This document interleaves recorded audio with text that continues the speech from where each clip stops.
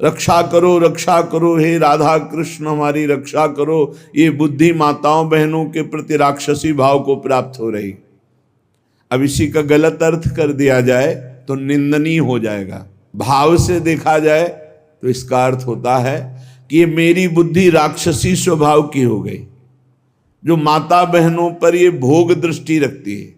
और यही सत्य है, हमारी जो बुद्धि जैसी होती है हमको सामने वैसा ही दृश्य दिखाई देता है। ये राक्षसी भाव है, असुर भाव है।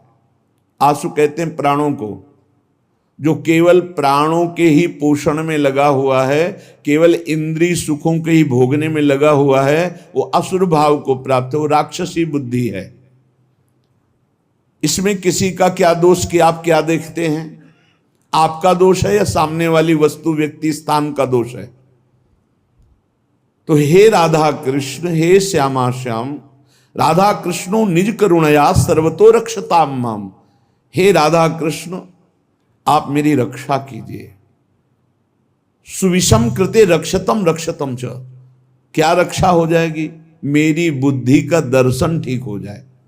ये जो बुद्धि निश्चय कराती है ना, बहुत गलत निश्चय कराती, इसमें सुख इसमें सुख इसमें सुख। धिक्कार है। भगवान की कृपा से दिव्य मानव देह प्राप्त करके दिव्य आध्यात्मिक सुख प्राप्त करने की लालसा रखनी चाहिए, ना कि भोग दृष्टि से देखना चाहिए। हे प्रभु मेरी रक्षा करो, मेरी बुद्धि शुद्ध हो, नहीं तो दुर्गति पक्की है, पक्की दुर्गति है। फिर जब काम अपना अधिकार जमा लेता है हृदय में, तो क्रोध का तांडव शुरू हो जाता है। नाक में गुस्सा रहता है। छोटी छोटी बातों में वो अपने पूज्य जनों को भी कटु वचन, कठोर व्यवहार, हिंसा भी कर सकता है। जैसे बड़ा भ्राता पिता के तुल्य होता है, पिता माता ये भगवान के तुल्य होते हैं, पर क्रोधी पुरुष इन पर भी हाथ उठा देगा, इनको भी अपमानित कर देगा। हो सकता है क्रोध ज्यादा बढ़ जाए तो हिंसा भी कर सकता है। ये राक्षसी बुद्धि के लक्षण हैं, जो माताओं बहनों में काम भाव देखना और क्रोध करना। ये क्रोध बहुत बड़ा अनिष्टकारी। कभी किसी का क्रोध से मंगल नहीं हुआ, कभी किसी का मंगल नहीं हुआ। क्रोध को क्षमा के द्वारा नष्ट करना चाहिए। नाम जप से ऐसा धैर्य धारण करना चाहिए, जो आपके प्रति अपमान की क्रिया, प्रतिकूल क्रिया, तिरस्कार क्रिया, अहित क्रिया करे, उसको भी क्षमा कर दो। क्षमी अद्वेष्टा सर्वभूतानां मैत्रा करुण एवच निर्ममो निरहंकारां सम दुखा सुखः क्षमी। क्षमी क्षमावान। क्षमावान बलवान होता है, क्रोधी बलवान नहीं होता, वो कमजोर होता है। क्षमावान बलवान होता है। क्षमा के द्वारा क्रोध का नाश करो। प्रिया प्रीतम के स्मरण से, उनके चरणारविंद के चिंतन से, उनकी लीला गायन से अपने बुद्धि को इतना परिपक्व करो कि अगर गृहस्थ हो तो अपनी पत्नी के सिवा सर्वत्र जननी भाव हो, पूज्य भाव हो। प्रियाजू की सब सखियां हैं या स्वयं जगत अम्बा इन रूपों में विराजमान हैं, ऐसा पवित्र भाव करो। जैसे हम अपने घर में जवान बहन, जवान बेटी, जवान परिकर के साथ रहते हुए कभी दोष बुद्धि नहीं होती, कभी ये भाव ही नहीं आता ये स्त्री है, मेरी बहन, मेरी बेटी। ऐसे ही चराचर जगत का भाव बन जाए तो हमारी बुद्धि शुद्ध हो जाए। असूया, क्रोधासूया। असूया दूसरों के गुणों में दोष देखना, किसी भी व्यक्ति का छिद्रावेषण करना। इसमें क्या दोष है, ये देखने का अधिकार केवल गुरु को है या पूज्य जनों को है, वो भी अपने निज शरणागतों के, अन्य के नहीं। और वो भी उसे निर्दोष करने के लिए, निंदा या अपमानित अवहेलना करने के लिए नहीं।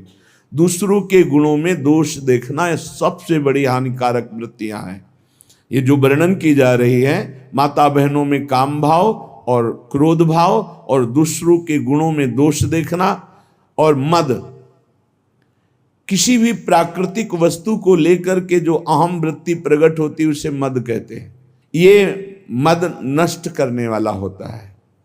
जब मद होता है तो उसे कुछ सुहाई नहीं देता है, क्या करना चाहिए क्या नहीं करना चाहिए ऐसा अहंकारी पुरुष निर्णय नहीं कर सकता। वो तो पवित्र बुद्धि वाला निर्णय करता है। इसलिए अहंकार सर्वथा त्याज्य है, क्योंकि ये समस्त संस्कृति का मूल और दुख ही इससे प्राप्त होता है। जैसे क्रोध से हानि ही होती है, दूसरों के दोष देखने से अपने पुण्य ही नष्ट होते हैं, ऐसे अहंकार करने से नाश ही होता है, पतन ही होता है। और पिशुनता, दूसरे की चुगली करना, ये भगवत मार्ग में बहुत हानिकारक बात है। ये सुना ऐसा ऐसा ऐसा, और बड़े खुशी हो रहे हैं दूसरे की न्यूनता का वर्णन करके, दोषों का वर्णन करके, चुगली वर्णन करना। पिशुनता, दूसरे की बात किसी दूसरे से करना। और दंभ, जो तुम्हारे जीवन में है नहीं उसे दिखावा मत करो। जो हृदय में है, जो वाणी में है, वही आचरण में होना चाहिए। अगर तीनों का मिलान नहीं होता तो उसे दंभ कहते हैं। वाणी से कुछ और, हृदय में कुछ और, आचरण में कुछ और, उसे दंभी पुरुष कहते हैं। जिसका वचन एक, मन एक, आचरण एक, उसे संत कहते हैं, उसे भगवत भाव वाला महाभागवत कहते हैं। लोभा अनृताद्यैः, लोभ, धन का लोभ, नाना प्रकार के विषयों का लोभ, ये अगर मिटाना है तो नाम जप करना होगा। नाम जपने का जितना लोभ बढ़ाओगे तो ये और सब लोभ हट जाएंगे। लोभ पास जेहि गल न बंधाया, सो नर तुम समान रघुराया। और अनृत है, झूठ बोलना। झूठ बोलना बहुत सहज होता जा रहा है, इसीलिए भजन में बड़ी हानि, बड़ा निषिद्ध है झूठ बोलना। शास्त्र में बहुत इसे रोका गया है। आज तो झूठे ही लेना, झूठे ही देना, झूठे ही भोजन, झूठ चवेना, हर बात में झूठ बोल रहे हैं लोग। झूठ को पाप ही नहीं समझ रहे, वाणी को शासन में नहीं ले रहे कि मुझे सत्य बोलना है। बस झूठ पे झूठ, जितना नाटक बोला जा सके, यहां तक कि अपने गुरुजनों से भी झूठ। अब इससे ज्यादा क्या होगा? संसार में एक जगह ऐसी है जहां झूठ वैसे तो कहीं नहीं बोलना चाहिए, पर किसी भी कारण से गुरुदेव से तो बोलना ही नहीं चाहिए। अगर गुरुदेव से झूठ बोला तो गुरु से कपट, मित्र से चोरी, या हो निर्धन या हो कोढ़ी। इस जन्म में नहीं तो अगले जन्म में तुम्हें कुष्ठ रोग होगा, गलित कुष्ठ होगा।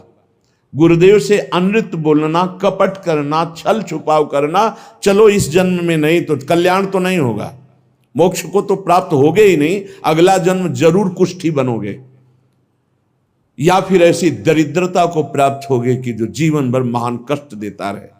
अनृत बोलना, झूठ बोलना, क्यों बोलना? अगर हम गलत हैं तो फिर हमें दंड मिलना चाहिए, हमारा सुधार हो जाएगा, पवित्र हो जाएंगे। गलत नहीं है तो तुम जो सोचा करो, हम सत्य बोलेंगे। व्यापार आदि के लिए भी झूठ बोलने की कोई आवश्यकता नहीं, सब कोई जानता है मुनाफा के लिए व्यापार होता है। आप अपना नियत जो मूल्य है उसमें मुनाफा जोड़ करके आप बेचिए, झूठ मत बोलिए। झूठ बोलने से कोई व्यापार थोड़ी बढ़ जाएगा। अगर आप झूठ बोल करके पैसा कमा रहे तो परिवार में अशांति, क्लेश, दुख, नाना प्रकार की रोग विपत्तियां घेर लेंगी। सत्य मार्ग पर चलो। श्रीपाद कह रहे हैं, यदि इस जन्म में तुझे मंगल गति प्राप्त करनी है तो अपनी बुद्धि की राक्षसी प्रवृत्ति को रोको। माता बहनों के प्रति काम भाव मत करो, किसी से क्रोध से वर्ताव मत करो, दूसरों के गुणों में दोष दर्शन मत करो, अहंकार मत करो, किसी की चुगली मत करो, जो तुम्हारे जीवन में नहीं वो नाटक मत करो, दंभ मत करो, दिखावा मत करो, लोभ मत करो, झूठ मत बोलो। क्या होगा इससे? इससे आपके अंदर भगवत भाव जागृत होगा। ये नरक पहुंचाने वाले हैं जितने लक्षण हैं, अभी समझ में नहीं आ रहा है, आ जाएगा समझ में। जिस समय दंड विधान लागू होता है तब लगता है कि कभी कोई जिंदगी में पाप ना करे। जब शरीर पीड़ा से युक्त, मन खिन्न, नाना प्रकार की विपत्तियां घेर लेती हैं, बड़ी अव्यवस्थाएं, तब उस जीव को लगता है मृत्यु हो जाए तो अच्छा। तो क्या होगा? मृत्यु हो जाने पर तुम कोई सुविधा में पहुंच जाओगे क्या? भारी दुख। मृत्यु के बाद कोई सुख? अरे सुख तो इस मनुष्य शरीर में है। इस मनुष्य शरीर से परमात्मानंद प्राप्त कर सकते हो, अखंडानंद प्राप्त कर सकते हो, भगवत प्रेमानंद प्राप्त कर सकते हो। भूल गए विषयानंद में, और जब विपत्ति आई तब मृत्यु को मनाने लगे। एक एक चेष्टा का बड़ा बड़ा कष्ट है। श्री जैमिनी जी ने एक दिव्य पक्षी उनके सामने प्रकट हुआ। ब्रह्म ऋषि किसी भी रूप में अपने जनों को उपदेश देने के लिए प्रकट हो सकते हैं। चैतन्य तेजोमय पक्षी। तो जैमिनी जी ने पूछा कि आपके दर्शन से ही लगता है कि आप त्रिकालज्ञ हैं। जैसे पक्षियों में काकभुसुंड जी, गरुड़ जी, ये सब त्रिकालज्ञ सर्वज्ञ महापुरुष हैं। तो आप हमें ये बता सकते हैं कि जीव ये दुर्गति को प्राप्त क्यों होता है? चैतन्य घन परमात्मा का अंश अपने को आनंद की खोज के लिए भोगों में फंसा रहा है, ऐसा क्यों होता है? तो उस दिव्य पक्षी ने कहा, महर्षि, मैं आपके मन के संशय को देखकर ही पक्षी रूप धारण करके आया हूं। पूर्व काल में एक परम बुद्धिमान भृगुवंशी ब्रह्म ऋषि थे। उनके सुमति नाम का एक बहुत ही तेजस्वी पुत्र हुआ। जब वो बड़ा होने लगा तो वो शांत और जड़वत पागल, कुछ नहीं बोलना, एक शब्द नहीं बोलना।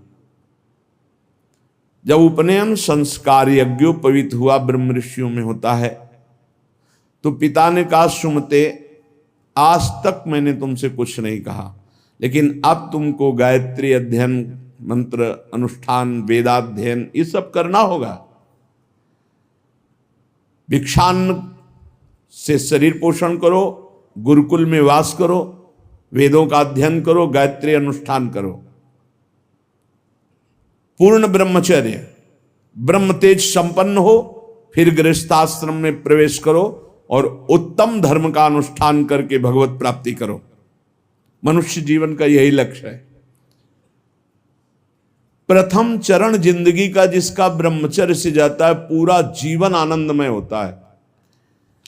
आज ऐसी दुर्दशा हो रही है कुसंग से, कुछ मोबाइल का कुसंग, कुछ बच्चों का ऐसा कुसंग कि क्रम बाय क्रम ये रोग फैलता चला जा रहा है। ब्रह्मचर्यहीनता, ब्रह्मचर्य का त्याग, सर्वतो भावेन ब्रह्मचर्य का नाश ही आज के बच्चे सुख मान रहे। जब प्रथम नींव ही गलत हो गई तो महल कैसे खड़ा होगा? फिर जिंदगी अशांत। नए नए बच्चे आते हैं डिप्रेशन में और कहते हैं कि मैं अपने शरीर को नष्ट करना चाहता हूं, अब मेरी जीने की इच्छा नहीं रह गई क्योंकि मेरे में उत्साह नष्ट हो गया। हर समय हम डिप्रेशन में रहते हैं। पहला आश्रम ब्रह्मचर्य आश्रम है सबका पहला आश्रम ब्रह्मचर्य। फिर जो गृहस्थ, वानप्रस्थ, सन्यास या ब्रह्मचर्य सीधे सन्यास।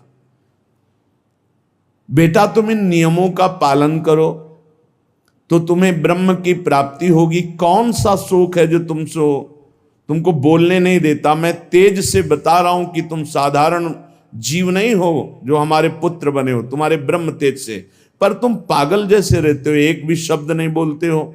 जैसे जड़ भरत जी हार गए, पिता पधार गए, लेकिन कभी गायत्री कभी उच्चारण नहीं किया, संपूर्ण ब्रह्म ज्ञान उनको प्राप्त। जब अनेक बार कहा तो सुमति जी कुछ नहीं बोले। पिता ने स्नेहवश फिर कहा, बेटा तुम छल मत करो, मुझे पता है तुम बोल सकते हो और तुम ज्ञानी महात्मा हो, मुझे पता है तुम्हारा तेज ऐसा है, तुम पागल नहीं हो। जब बार बार कहा तब सुमति ने हंस दिया और उसका, पिताजी ये जो आप उपदेश कर रहे हैं ये बहुत बार, बहुत जन्मों में कर चुका हूं। मैं उस तत्व को प्राप्त हो चुका हूं जिसके जानने के बाद कुछ जानना बाकी नहीं रहता। इसीलिए मैं जड़वत पागल आचरण करता हूं कि आप हमको ये ना समझ पाए कि मैं आपका पुत्र बहुत विद्वान या बहुत ज्ञानी हूं। जो आप उपदेश कर रहे हैं, बहुत जन्म अनुष्ठान कर चुका हूं। मैं त्रिकालज्ञ हूं, मुझे तीनों कालों का ज्ञान है, भूत भविष्य वर्तमान। त्रिकालज्ञ तब होता है जब भगवत स्वरूप में तदात्म हो जाता है, तो भगवान सर्वज्ञ हैं, तो वही सर्वज्ञता अंश रूप में उतरती है, तो वो भी सर्वज्ञ हो जाता है। मैंने बहुत से शास्त्रों का ज्ञान प्राप्त किया, वो अक्षरशः मुझे सब भगवत कृपा से स्मृति में व्याप्त है। हर कला में मैं प्रवीण हूं, शिल्प कला आदि सब कलाओं में प्रवीण हूं। मुझे पागल रहने का स्वभाव है कि कोई जान न पावे। इस समय मैं आपके और अपने 10,000 जन्म तक को देख रहा हूं। स्वाभाविक खेद, क्षय, क्षोभ ये हमें स्पर्श भी नहीं कर सकते। संतोष, आनंद वृद्धि ये सदैव हमारे हृदय में होती रहती है। शत्रु मित्र इनका मुझे भान भी नहीं, सब में एक ब्रह्म व्याप्त है, ये अनुभव है। पिताजी आप पत्नी और पुत्र के संयोग वाले हैं। आप मुझे पुत्र भाव से देख रहे हैं। अनेक बार तुम हमारे बेटा बन चुके हो। मैं 10,000 जन्म तक तो ऐसे ही देख रहा हूं, स्वाभाविक। अगर ध्यान करके देखो तो लाखों जन्मों को देख सकता हूं। कई बार तुम हमारे पुत्र बन चुके हो, कई बार पत्नी बन चुके हो। तो बहुत आश्चर्य में हो रहे कि अभी तक तो बोला नहीं, बोला तो इस कोटि का बोला। तभी भगवत ऋषि जी कहते हैं हर समय मौन रहे, बोले ना बोले तो हृदय की ग्रंथि खोले, जड़ चैतन्य का भेद मिटा दे, वो महाभागवत होता है। पिताजी मैंने हजारों बार महान से महान सुख और महान से महान दुख भोगे हैं जो मेरी स्मृति में है। लाखों माताओं के गर्भ में विष्ठा और मूत्र के बीच में मैं पला हूं, मुझे याद है। अपने लोगों को इसी जन्म का याद नहीं है। इसी जन्म में जो मां के गर्भ में थे याद नहीं, कोई घटना, कोई दुख, एक पाई भर भी स्मृति नहीं। इतने ज्ञानी हैं। सोचो, ये महाराज सुमति जी कह रहे हैं कि मुझे 10,000 वर्ष का तो ऐसे ही दिखाई दे रहा है। अगर ध्यान धरूं तो लाखों जन्म का बता सकता हूं। मैंने लाखों बार माताओं के गर्भ में विष्ठा और मूत्र के बीच में पला हूं, मलाशय और मूत्राशय के बीच में। मैंने लाखों प्रकार के रोगों को भोगा है, हर योनियों में मुझे ज्ञान है। गर्भावस्था में जो दुख होता है बड़ा अपार दुख होता है। मैंने बचपन, जवानी, बुढ़ापा सबको देखा है। मैं हर योनियों में गया हूं। मुझे हर योनि का पशु, मृग, कीट, पक्षी, मनुष्य